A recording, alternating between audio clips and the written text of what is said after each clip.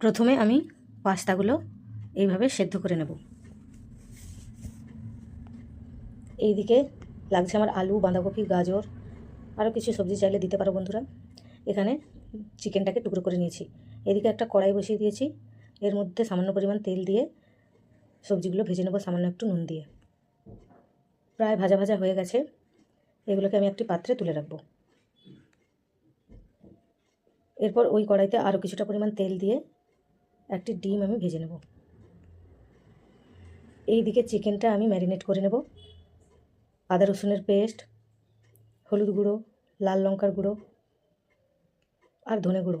আর এইদিকে ডিমটা আমার ভাজা ভাজা হয়ে গেছে, একদম ঝুরি ভাজার মতো ফ্রাই করে নিতে হবে। সামান্য পরিমাণ ধনে গুঁড়ো দিয়ে ভালো করে মেখে নেব চিকেনটা। এইদিকে ডিমটা আমার ভাজা হয়ে গেছে, তুলে নেব।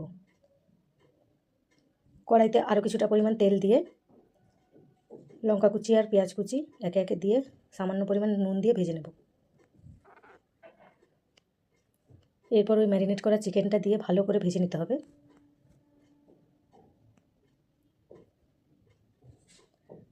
এই দেখো সেদ্ধ হয়ে গেছে, এভাবে ভালো করে ভেজে নেব। ভাজা হয়ে গেছে আমার।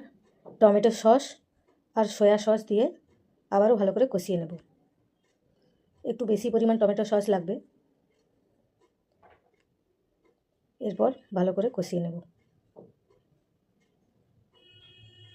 এই দেখো বন্ধুরা, আমার কষানো হয়ে গেছে। এরপর সবজিগুলো আমি দিয়ে আবারও ভালো করে কষাবো।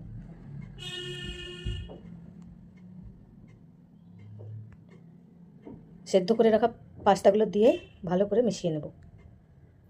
এরপর পরিবেশন করো। খেতে যেমন সুস্বাদু হয়, তেমনি দেখতেও খুব সুন্দর হয়েছে। একবার বন্ধুরা বাড়িতে বানিয়ে দেখবে, খেতে কিন্তু খুবই দারুণ হয়। ভিডিওটা কেমন লাগলো?